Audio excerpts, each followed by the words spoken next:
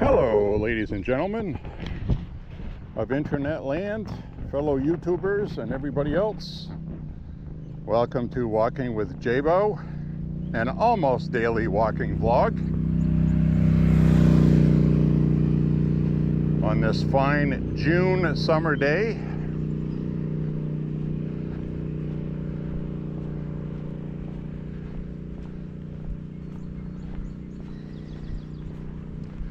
Beautiful weekend. Couldn't ask for a better Saturday today.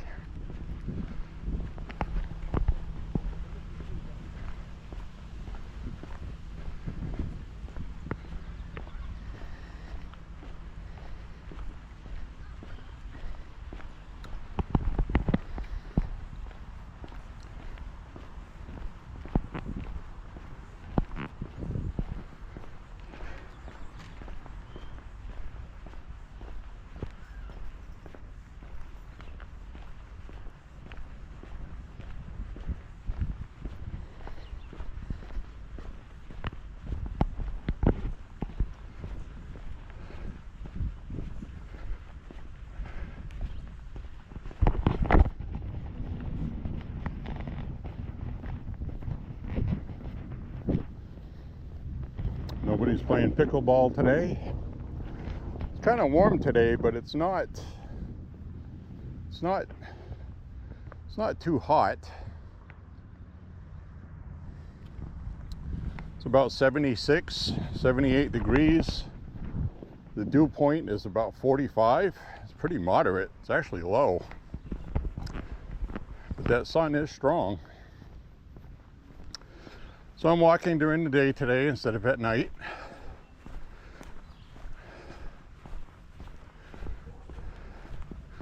I'm going to turn the camera around. Hi everybody. It's your favorite J.Beau. So anyway, hope everybody's having a great weekend.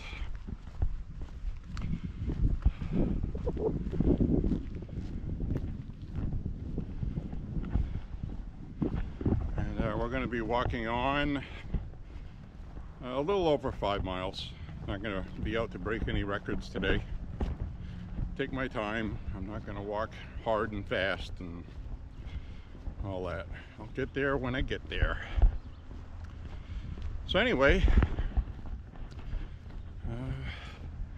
everybody's still waiting to see what happens with Iran. My prediction is Trump is going to exhaust all diplomatic options, and he's going to take their nuclear stuff out in the mountain using B-2 bombers and these special bunker busting bombs that nobody in the world has but us. We developed them because of problems we had in Afghanistan.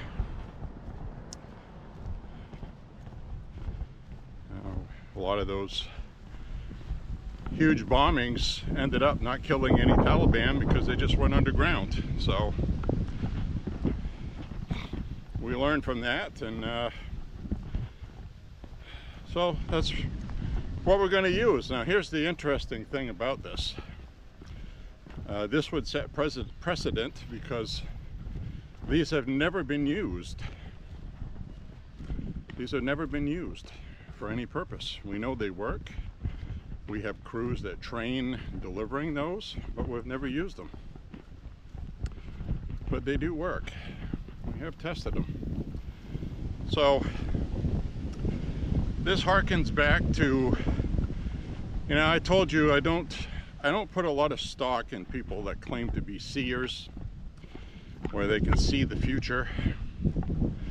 But I'm going to refer back to the guy I told you about that predicted Trump's first assassination attempt, where he would get shot in the ear, he said.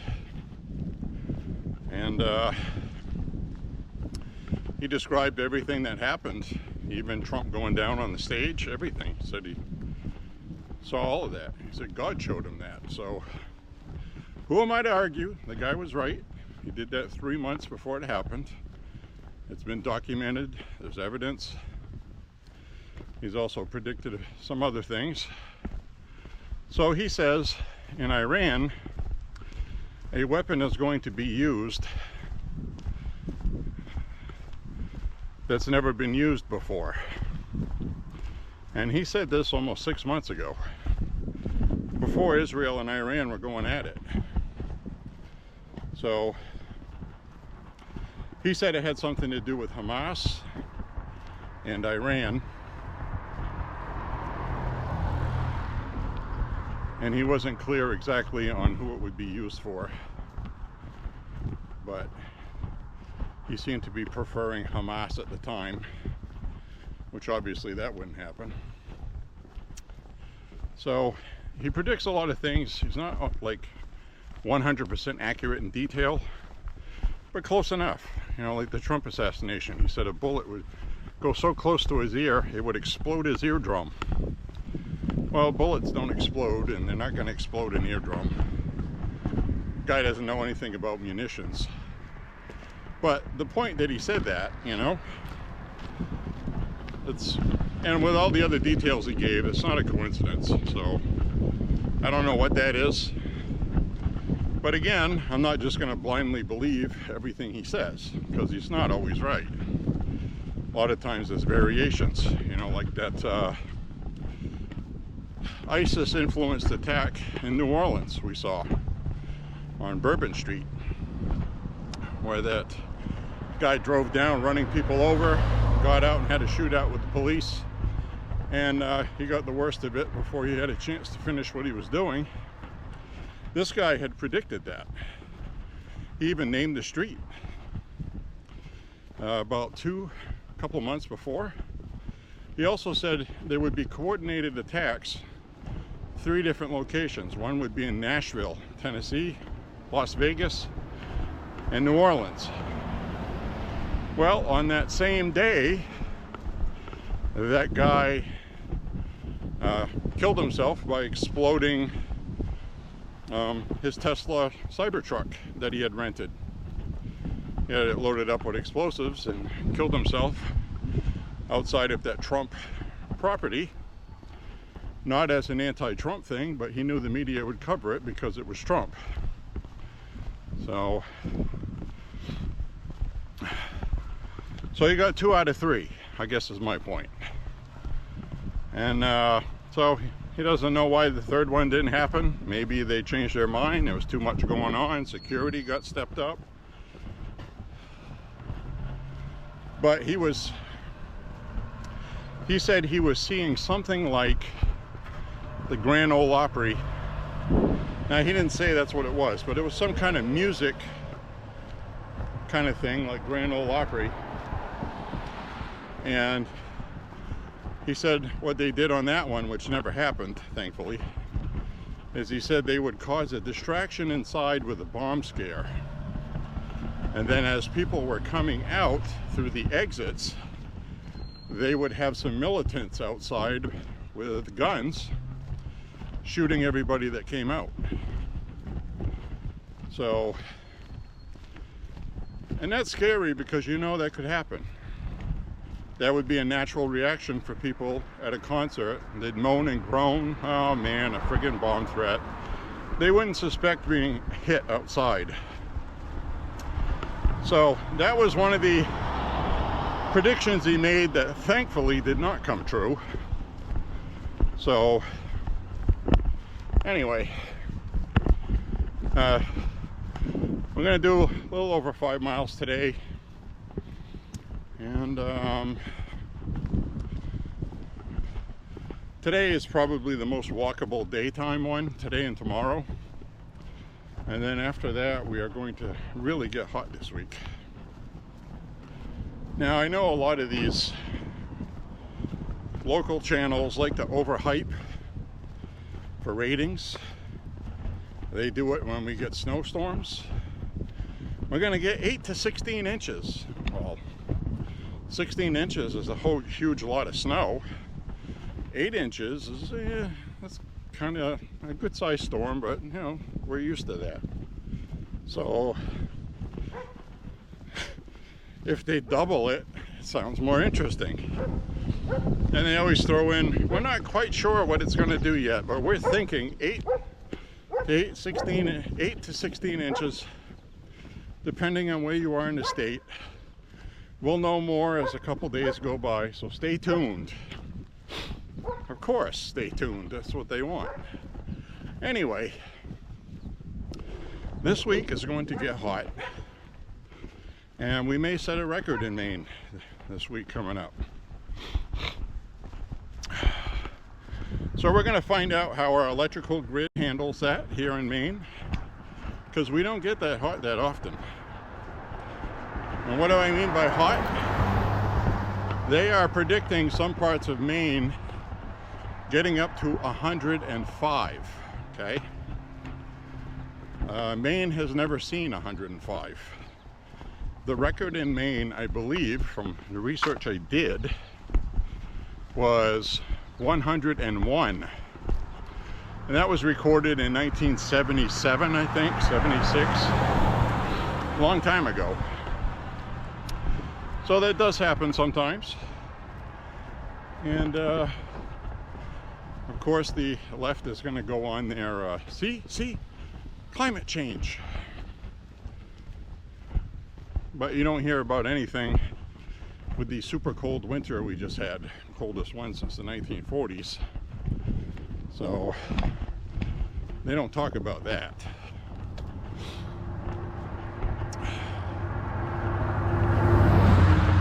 We had a stretch of almost 2 weeks where every morning was below zero, which, you know, a lot of times we get down to 7, 10, 12 degrees. But below zero like that is, in a stretch like that, is kind of rare. We do get below zero, but it's like a day or two. Anyway, so we're going to get 105 Tuesday. We have a heat advisory. I'm not going to be walking in that, folks. I will at night if it's 80 degrees late at night. Also need to see if it's going to be humid or not. Like right now it's not humid, but it's warm.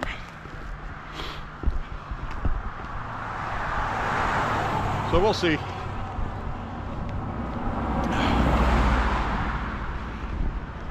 We'll see what happens.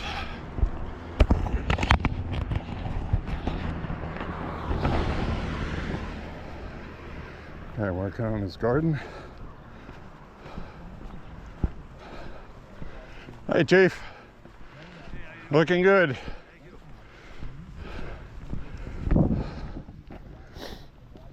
It's a lot of work maintaining a garden.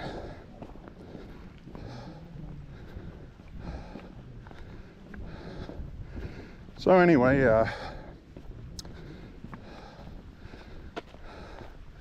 oh look, this is that hot rod we saw about a week ago. Then they posted.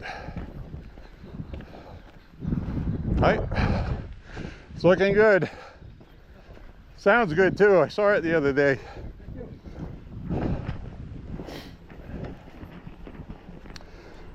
Very nice buggy.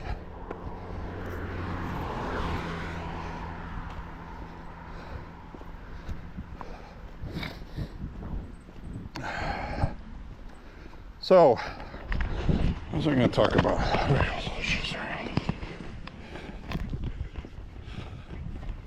Oh, went out to move my car this morning to use it, and turn the key. Almost turned over, and then it went click, click, click, click, click, click, click, click, click, click. Key off, key on. Well, it looks like it should have enough battery juice. Looked like it on the battery gauge anyway. Nope. Click, click, click, click, click, click, click.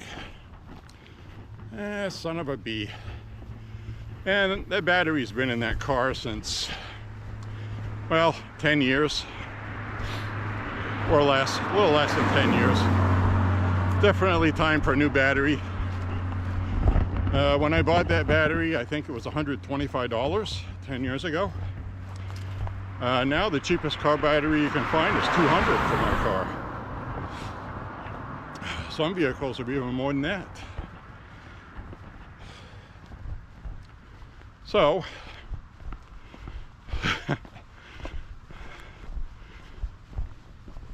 I used jumper cables and jump started it from a donor vehicle. Started right up. So is the battery. Let it run for a while. It was charging fine, alternator's fine.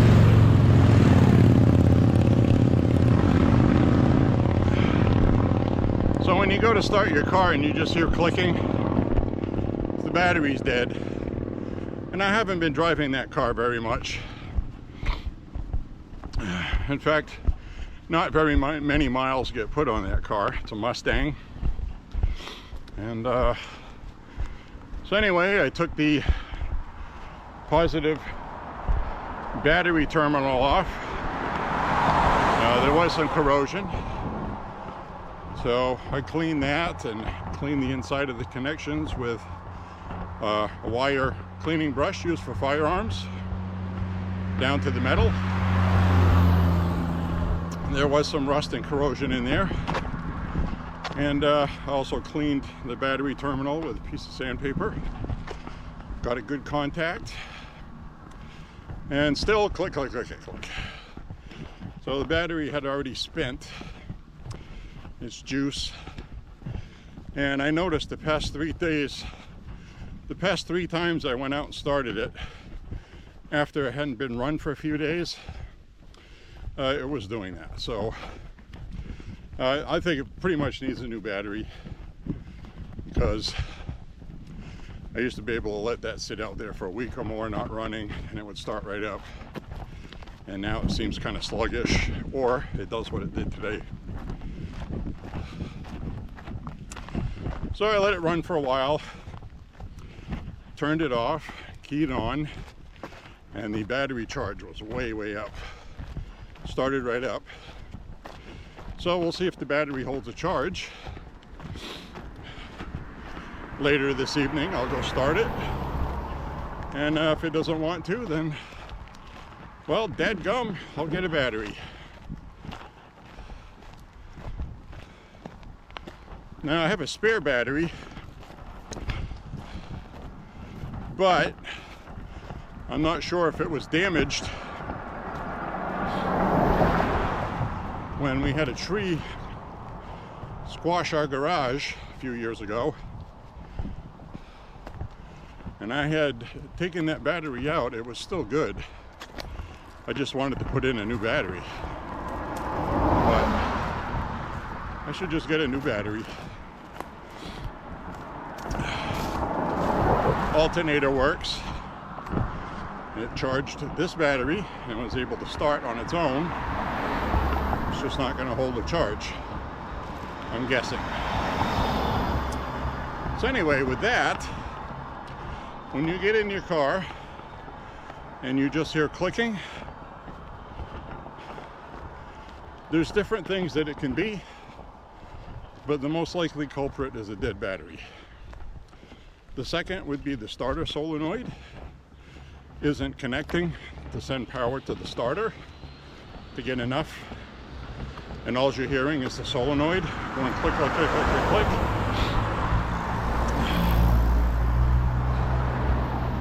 So, needless to say, I was happy when it started with the jumper cables, because that told me it's not the solenoid, it's not the starter, it's the battery. The last thing was to check the alternator, make sure it was charging, which it is.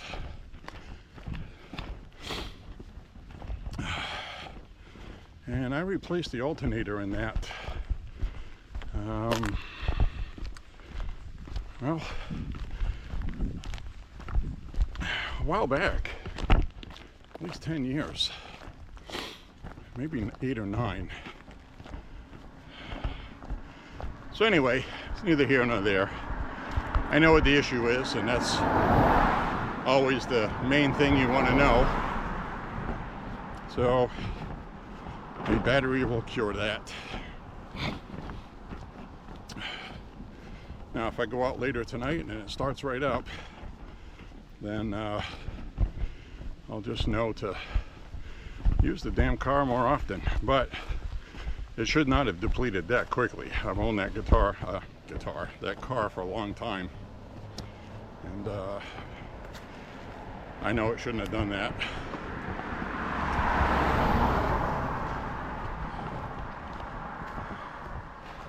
So regardless, that happens to everybody that owns a vehicle at some point.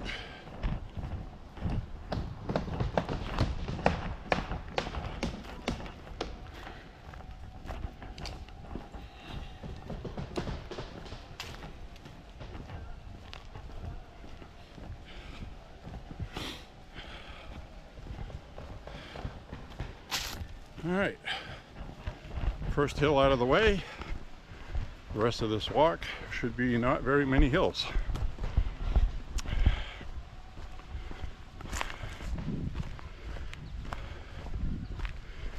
I'm going to turn the camera around.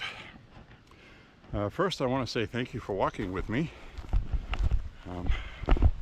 Really appreciate that. I've had some good comments, and I had a comment asking if I could identify what the intro music is that I'm playing. Well, I tried to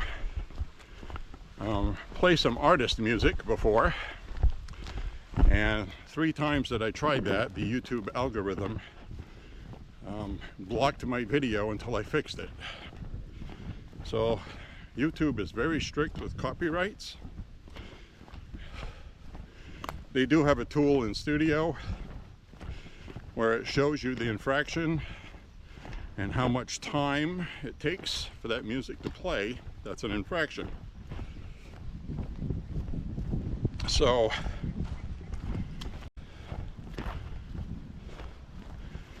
you can choose an option of editing it yourself and re-uploading your video, or you can let YouTube do it. So I've been choosing to let YouTube do it. You can also choose to keep the background music and pick out a little piece of music to replace it with, and then YouTube does the rest, which is good, I guess. But so I have had a couple 3 videos where the music has been replaced.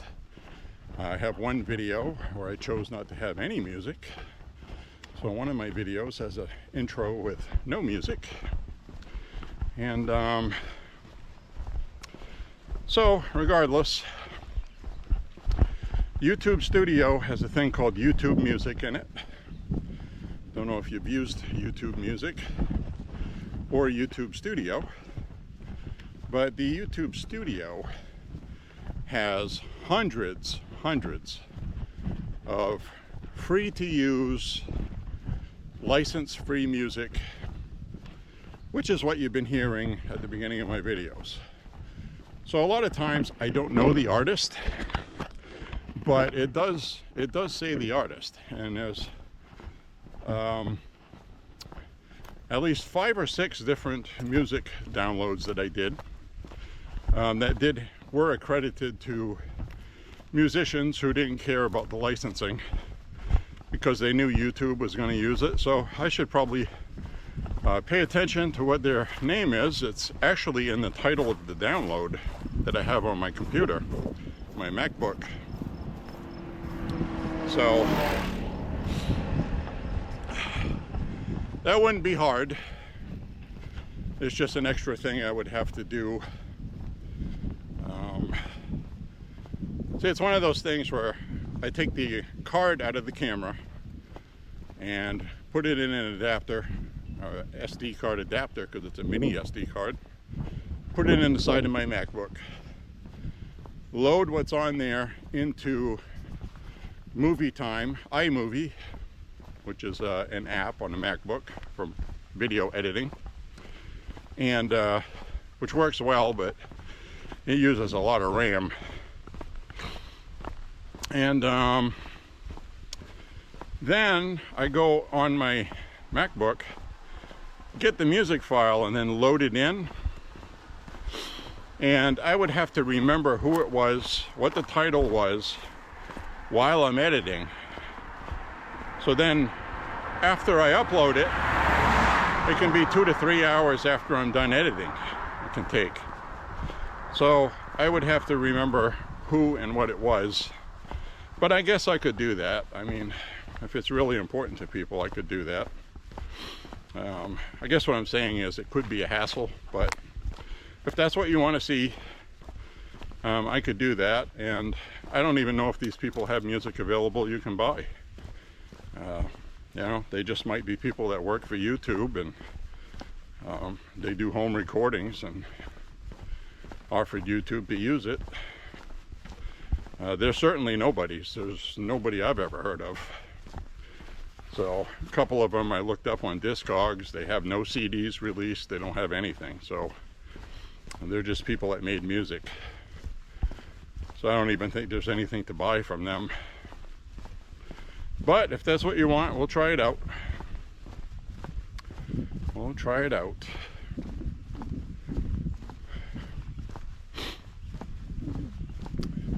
I'm going to turn the camera around. As you can see, it's a beautiful day in Maine.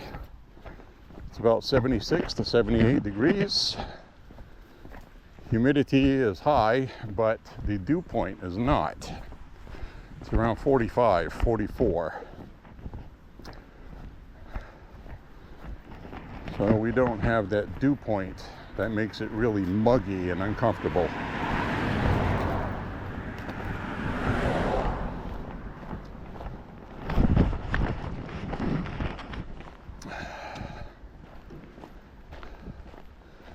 So anyway, yep, I boosted my battery from a donor car. And that's something that a lot of people don't think about. They don't keep jumper cables in their vehicle. You should always have jumper cables, always. That's a basic. Basic. You should have a car jack, and you should have a spare that has air in it. And your stuff to remove the lugs, the jack, those are basics. You absolutely have to have those. Of course, you can belong to an auto club and just call and wait for an auto guy to show up and figure out what's wrong with your car battery. But I saved a lot of time by just doing it myself. And pretty much knew it was the battery because I noticed 3 or 4 slow starts recently after it's been sitting for a long time. So that's always a red flag. I put my voltmeter on the battery terminals, and it said 11.44 volts. Anything less than 12.5 to 12.75 is considered low for a car battery. So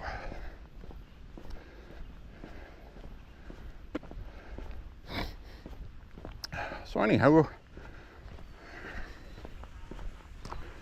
we're marching on here on a beautiful day. And what I was going to say about jumper cables is when the temperature gets down below 32 degrees, especially around 20 degrees or less, like it does in Maine at night. Pretty common in Maine to have 10 to 18 degrees for a low overnight. Wimpy, small, thin, bargain jumper cables do not work in the cold, okay? They don't work. Even if you have a good donor car and you run those cables onto a dead battery, it's not gonna work. Anybody in Maine, Minnesota, Michigan, Nebraska, Montana, Northern Idaho, anybody that lives close to Canada, and especially Canadians, know this. You cannot buy cheap, bargain, thin cable jumper cables. They don't work. They work down south. They don't work in cold weather. So if you didn't know that, now you know.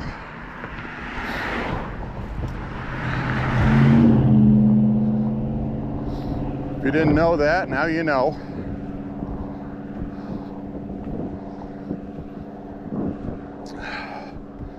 Seeing some nice cars today.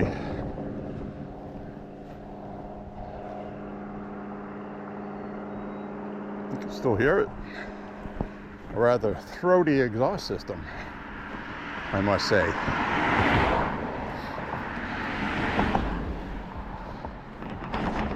So anyway, I have a set of extra long, extra thick, heavy-duty jumper cables with really good claw teeth, strong grips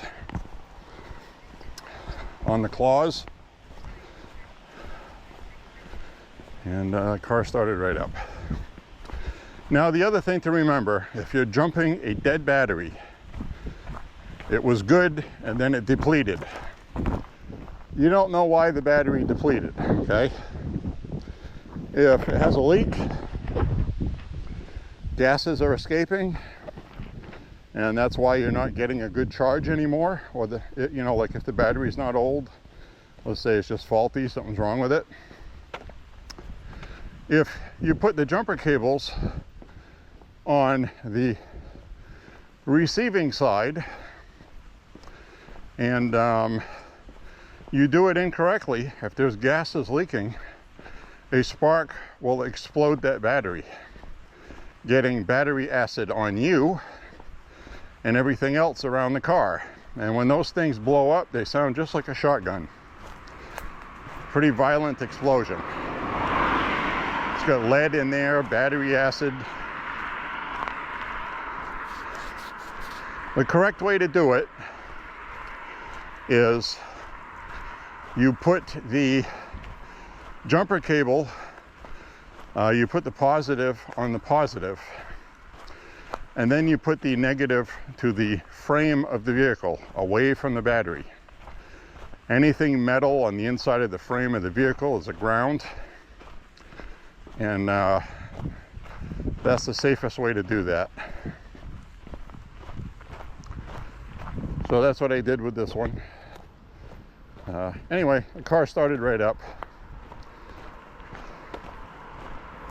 And I do know of a car battery exploding like that. I wasn't there when it happened, but I heard about it. I had been there the day before. So the person didn't get hurt, but they also didn't know better, and they shouldn't have done that. So I'm just letting you know that, in case you didn't know, okay? That doesn't mean every time you jump a car battery, it's gonna blow up and you have to be afraid of it. I'm just saying, if it's been depleted all the way where the car won't start, and you don't know why the battery is not doing that, but it's supposed to, if it does have a leak, it's very dangerous. If it doesn't, it's not. But always play it safe.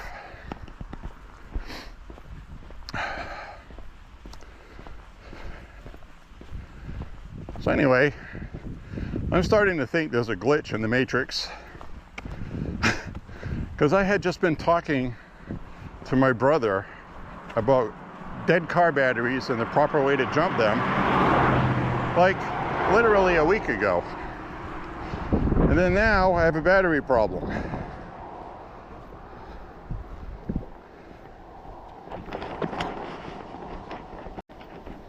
There's a glitch in the matrix.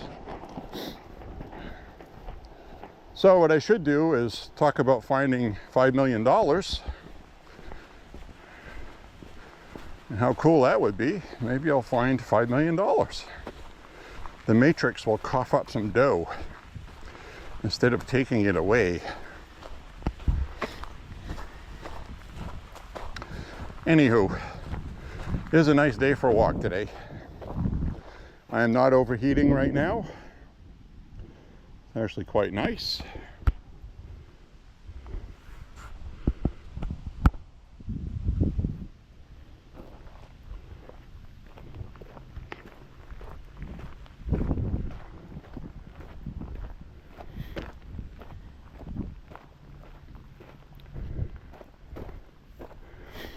I do have my backpack with some liquid in it, which I'm sure I'll be delving into that before the end of this walk. And what do I drink? Well, I don't drink soda.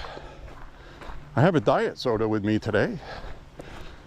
Pretty much I'll drink diet soda and flavored sparkling water. I know there's a lot of people that are like, diet soda, that's not good for you. I have seen absolutely another nice car. Is that a Studebaker or something? Wow. Saturday in Maine, people take their vintage cars out. That's the fourth one we've seen today on this walk. It's the one I've seen. I saw one before I started recording, but I did record a quick clip of it. I might splice that into the beginning. I did that the other day on another walk. I love old vintage cars.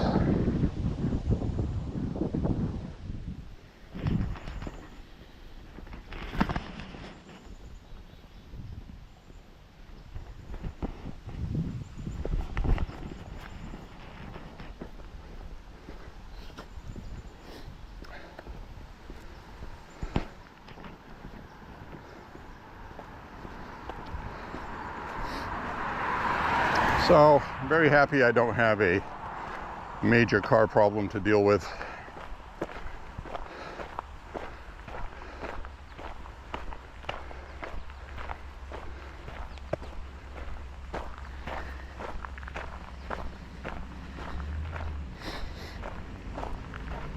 Oh, it's old pickup.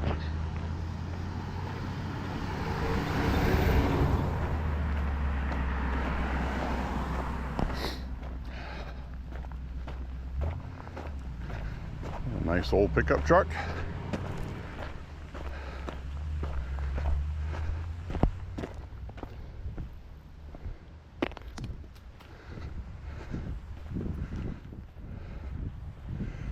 Somebody dripping some oil here pretty bad. They're leaving a line all the way up the road. That is never a good thing.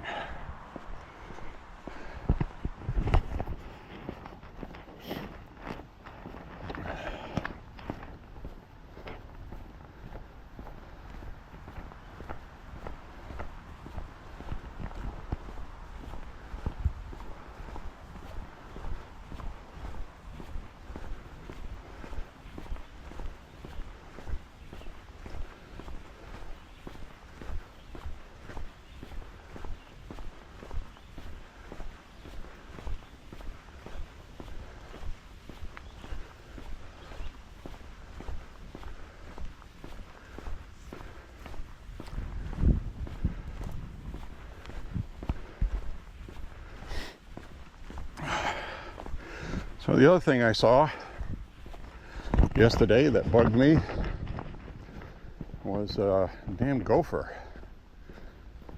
It's like our yard's been invaded by a gopher. And it decided to make a hole right out front of where I park my Mustang. And I'm not going to be having that. I'll tell you that right now. Because I know for a fact gophers can be very destructive if your vehicles are near their encampment. They will chew on your wires in your vehicle, which is probably the first thing I thought of when my car did that. I was like, that son of a bitch chewed one of my wires. But no, that's not what it was. So I love cute little furry animals, but I do not like gophers. They're a nuisance. They're a rodent. They cause tremendous damage. They reproduce like nobody's business. And if you got a garden or something like that, kiss it goodbye. Farmers have asked us to take these damn things out when we see them. It's destructive to crops. people's gardens and neighborhoods. And there's a lot more of them than you think there are. For every one you see, there's like 40 other ones, literally. And I remember in Auburn here, they were putting in a Panera Bread, and they were digging up to build the store. And there was literally 60, at least, new groundhog mounds on the hillside. They all were trying to find another place to live because they had to move. Could not believe how many there were.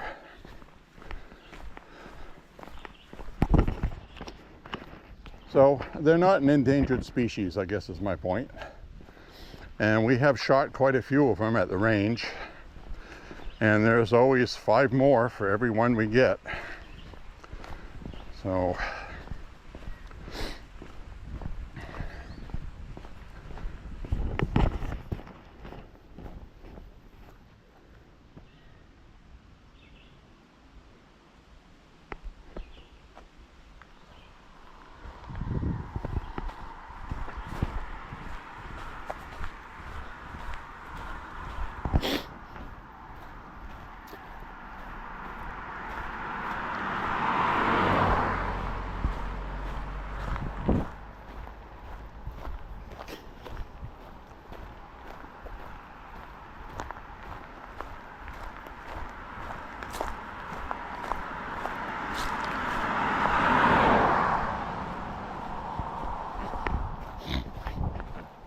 all right.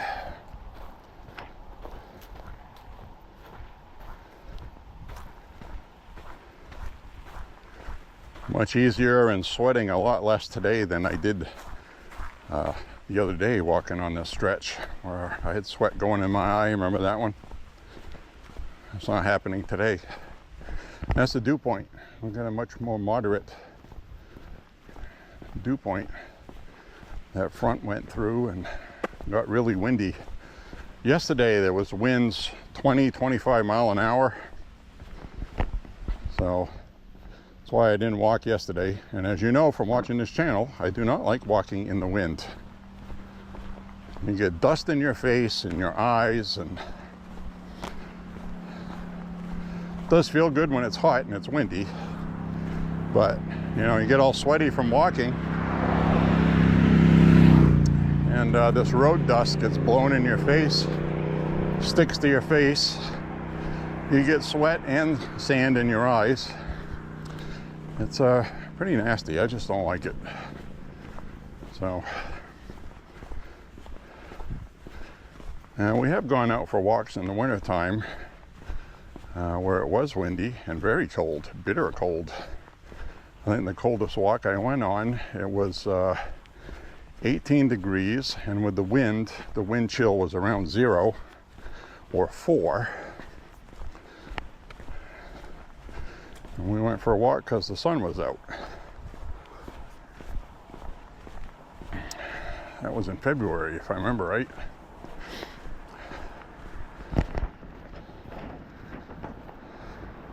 We went down to Garcelon Bog. Garcelon Bog.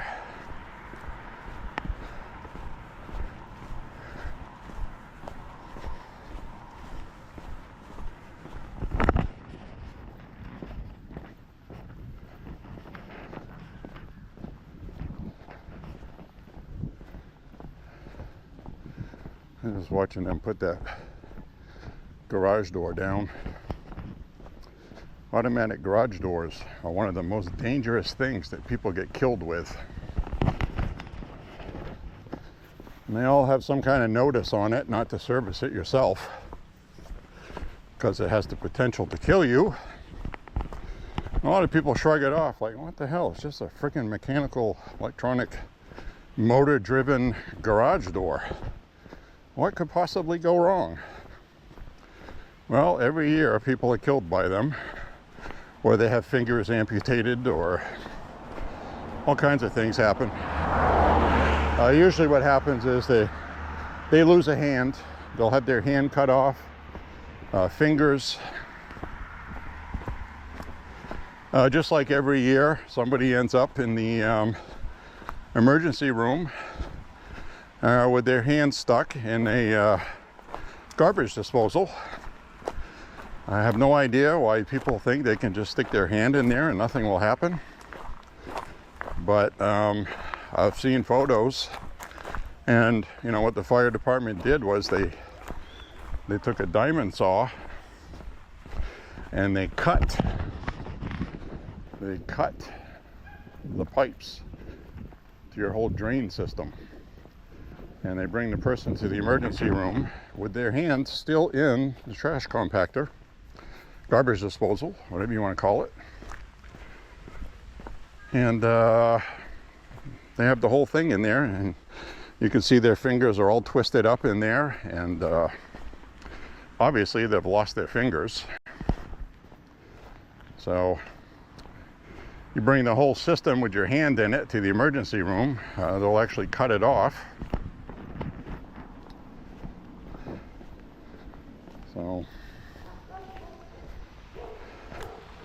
be careful with those things, folks. Come on, be careful. Life isn't a movie.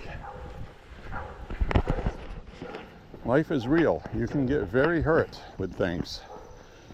When you lean over inside to work on a car, take your watch off, take your rings off. It's very simple. Take your necklace off if you have a long necklace. Tie your hair up if you have long hair. People have been killed because they have long hair. So you need to be very careful.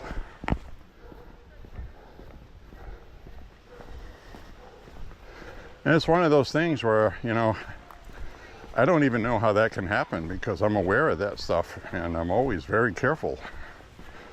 I understand completely things can hurt you in a bad way. Sometimes accidents do happen out of your control, you know. But, you know, a lot of people are like, I don't need to chalk my wheels working under the car. You know, transmission's not going to let go. Well, there are plenty of vehicles where you put it in drive, and if you're on a very steep hill, it'll start slipping backwards. Not all vehicles, but I had one that did. It was a 1989 Chevy Cavalier Z24.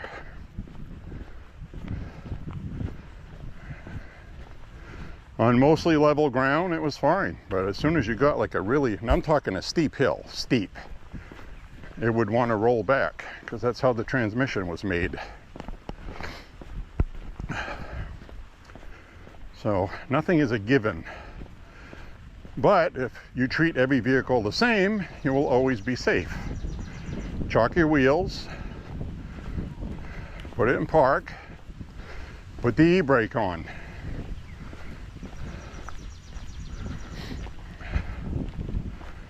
That way you have chalked wheels, you have the transmission in park, and you have the e-brake on. So that's 3 forms of protection that pretty much are not going to fail.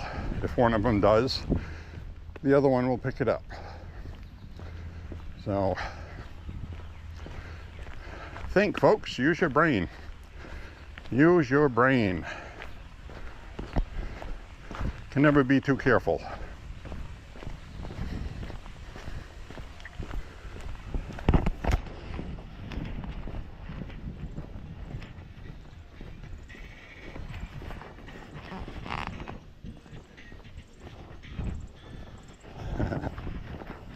That's funny. That guy looks pretty cool. Older guy with a big gut in front, and he's got a beard about 2 feet long. He's probably a lot of fun. Guarantee you he likes guns too.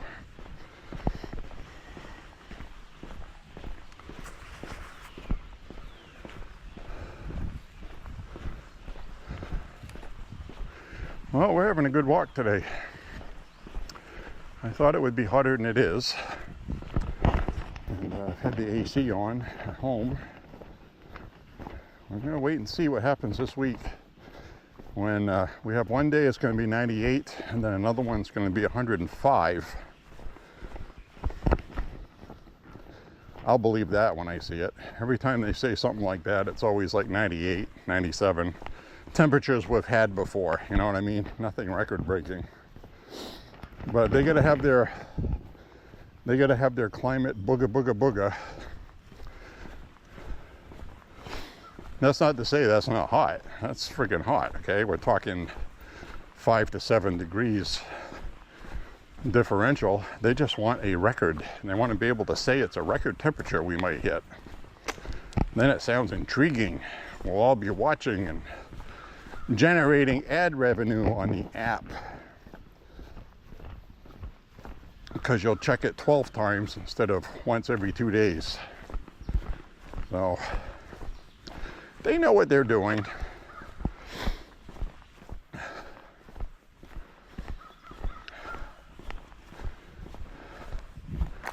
So I put that video up of the vintage Remington Rand 1911.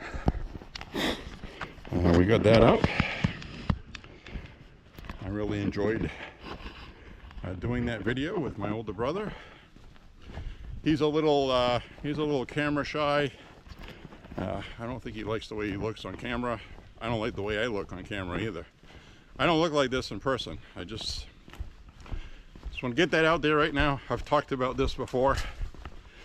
Any little thing you have on your face is magnified 20 times on an HD video like this. Like when I was a teenager, I had acne, so all these little pits. In person, they don't really show up like that. But on camera, it's like, wow, look at that. And people like Tulsi Gabbard has the same issue. She doesn't have good skin. But hey, that happens, you know? I'm a greasy, slimy son of a bee.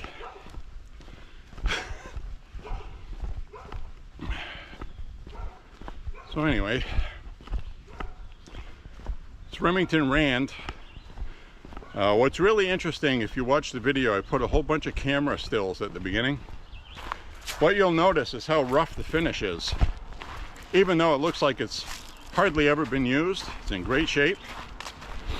If you look at the machine marks and tool marks,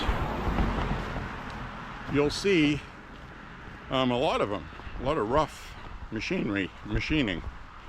And that's because they were interested in getting them out and into service in the field. And in fact, they made 900 and something thousand, I think. And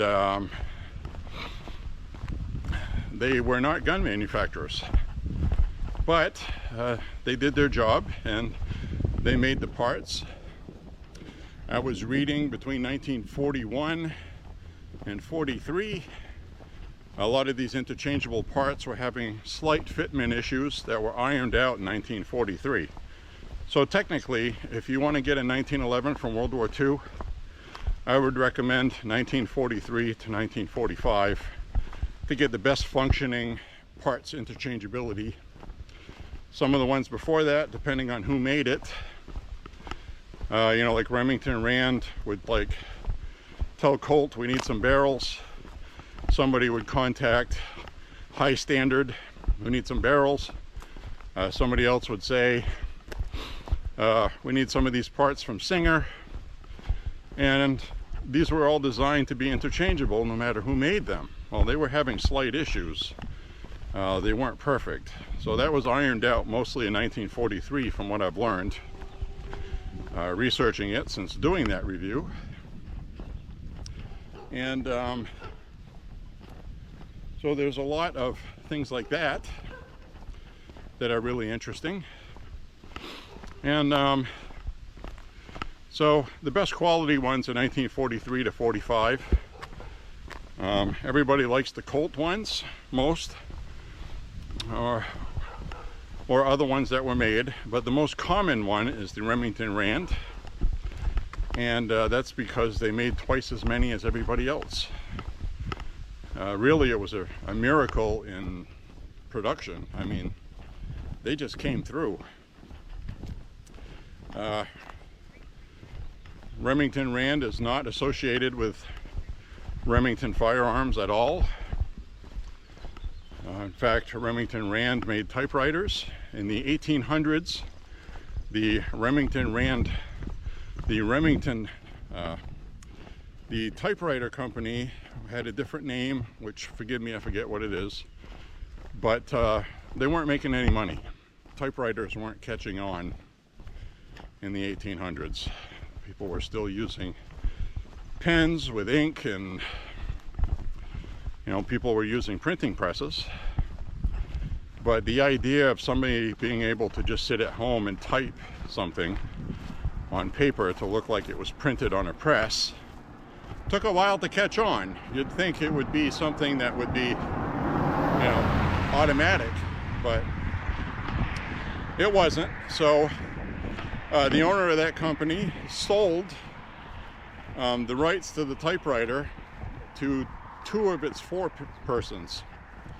People that worked at that company believed in this is how things are going to be. We'll buy the copyrights.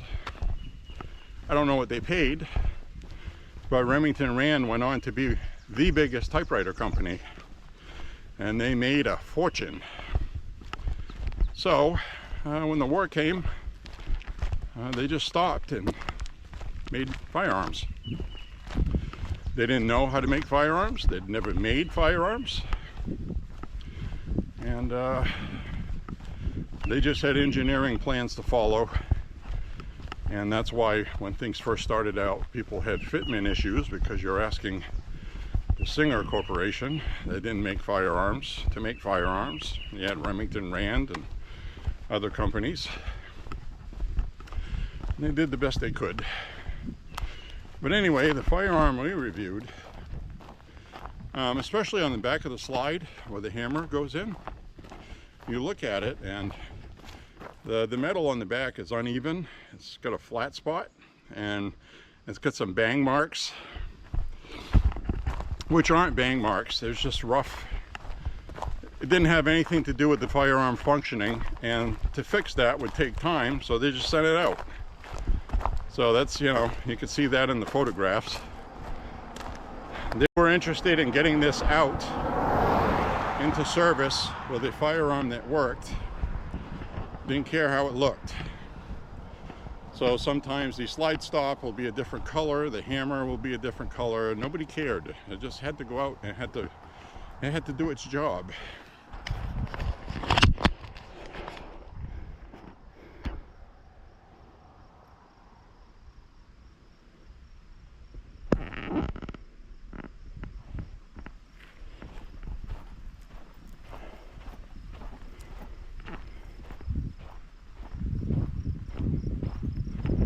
Absolutely beautiful day today.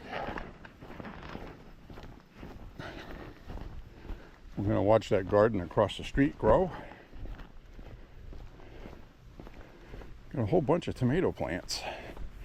Seems to be the number one thing people grow. I don't know what else we got going on there. Maybe some rhubarb, something. I don't know if you've ever had rhubarb grown in Maine, but it's very good. Strawberry rhubarb pie. Oh my goodness, yum yum. It's like sweet and sour. Sweet and sour pie.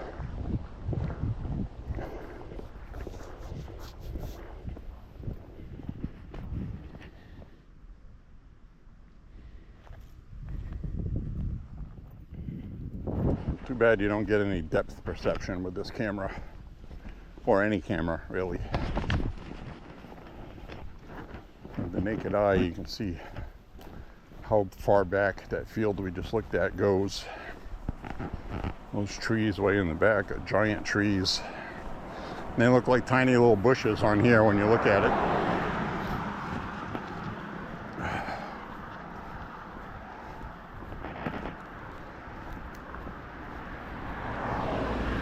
And when I change the battery out up ahead, which I think I'll be doing at some point, it looks like, I'm going to take out my can of fizz. Oh, we got a police car coming.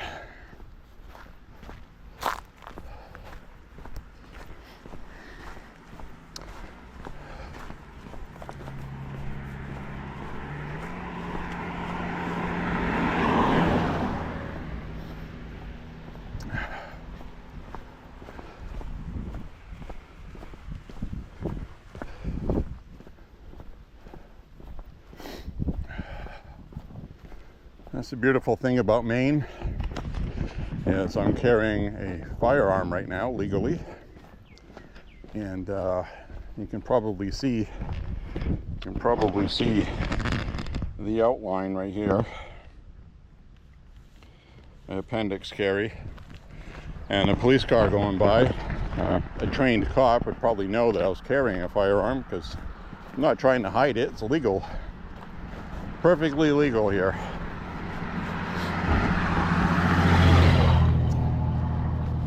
And we had a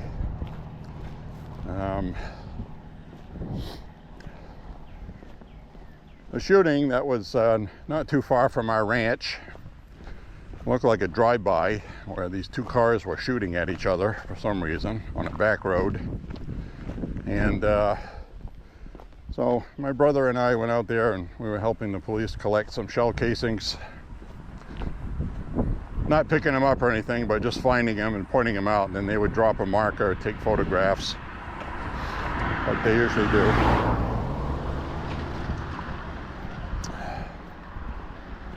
And I'm gonna go across the street over here.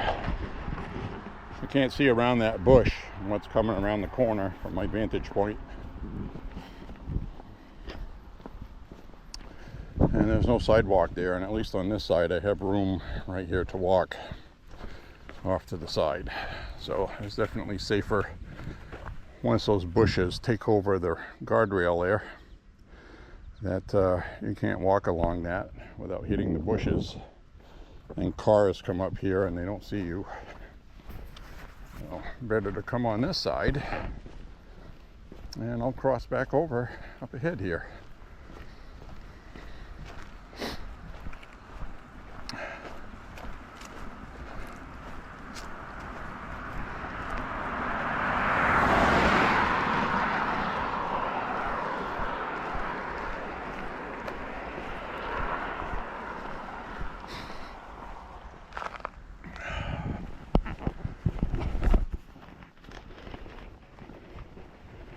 Very much water running today. We haven't had a whole heck of a lot of rain lately. It's been kind of rainy every weekend, but we haven't had like torrential rains and all that during the week, which is good, obviously, as far as going out walking and stuff. Everything's nice and green, so it's getting enough water.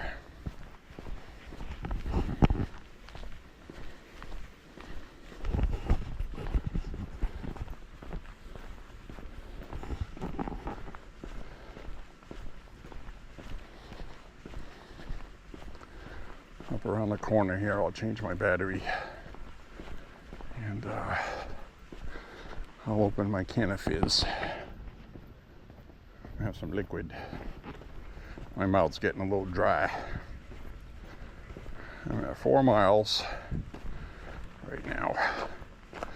I think I'll do that right now while I get this thing off to the side here.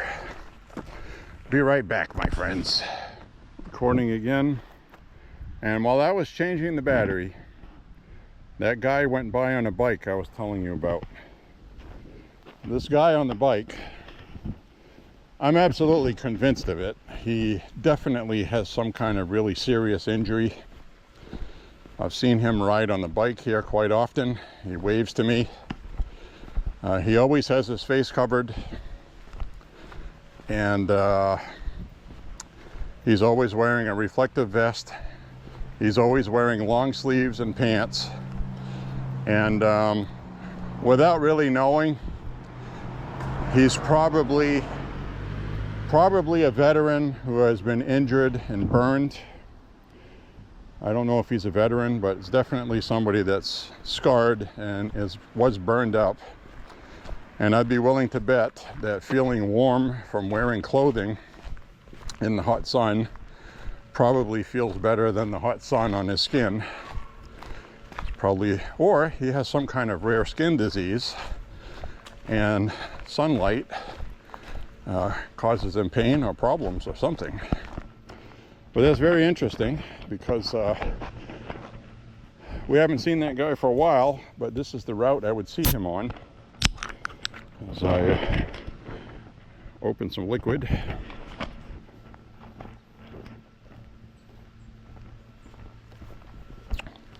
Oh, bueno.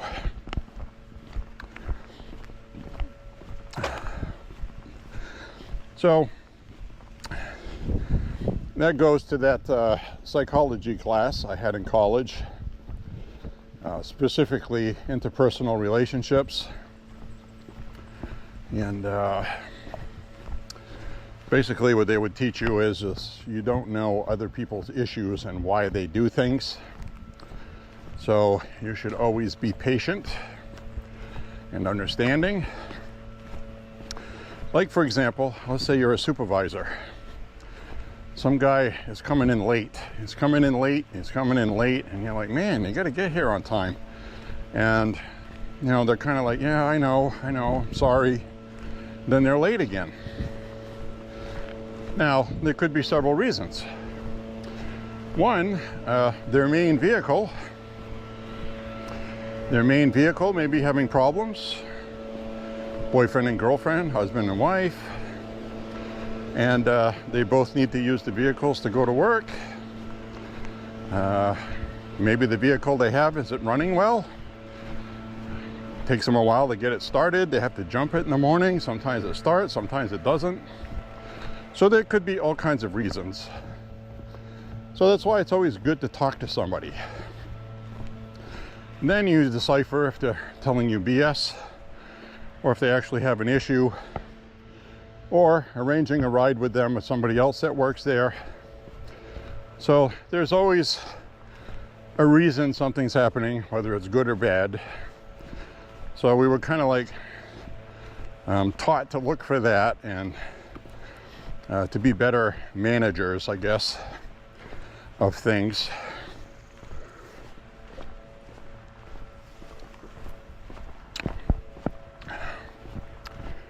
Sometimes people are just proud. They don't want to tell somebody else they're having problems. They don't want to be that guy. You know?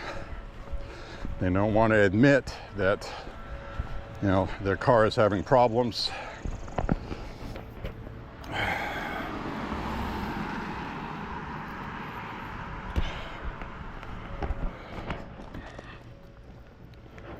All right, had to adjust something there.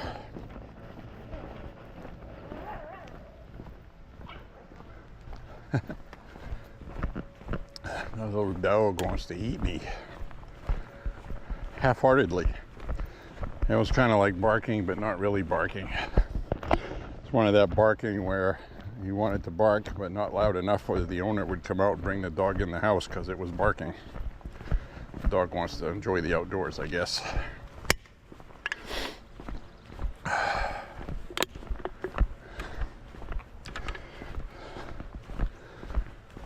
So we will be winding down the walk ahead. Today's walk went by kind of quick. It always does when you have interesting stuff to talk about. Excuse me for the rude noises. I just drank a whole can of fizz, and it's got bubbles.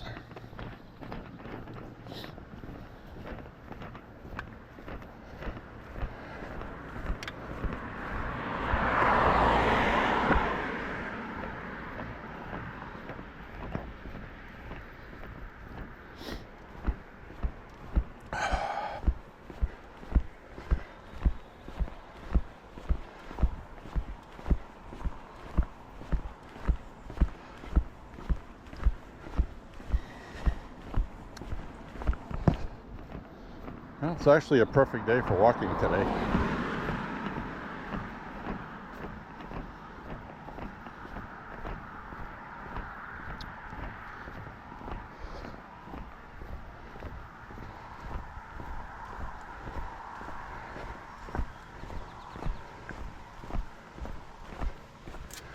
When it gets warmer like this and the sun is more direct, I've been noticing my arms are starting to get tanned already.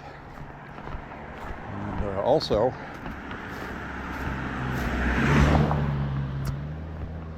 I start wearing lighter colored t-shirts that don't absorb the sun as much. In the winter time, I wear black because it absorbs what little sunlight there is and helps warm you up. And in the summertime, I don't want to be warmed up like that.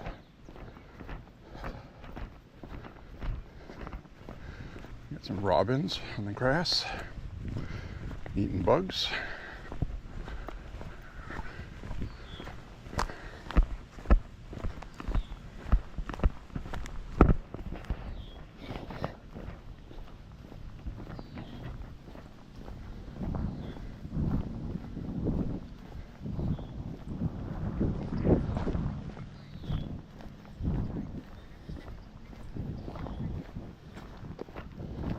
We just hit 4.5 miles.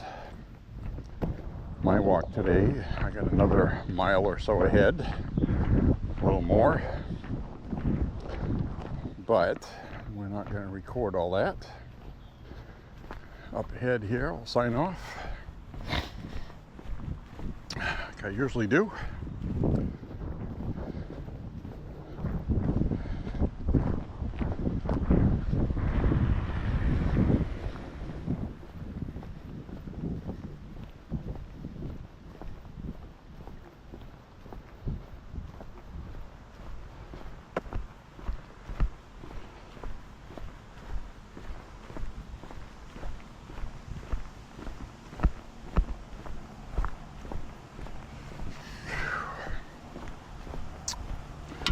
All right, turn this around.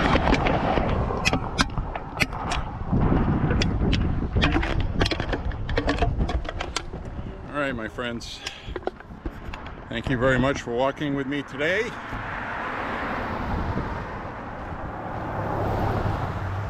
Click like and subscribe, share the content, and say a prayer for Trump and America. Be sure to check out my latest Remington Rand original 1945 M1911A1 video I did with my brother. We were talking about it. Some interesting information in there. And we will see you on the next walk, my friends. Have a wonderful, beautiful weekend, and we will see you on the next walk. Bye-bye, my friends. Keep walking. Thank you for walking with J.Beau.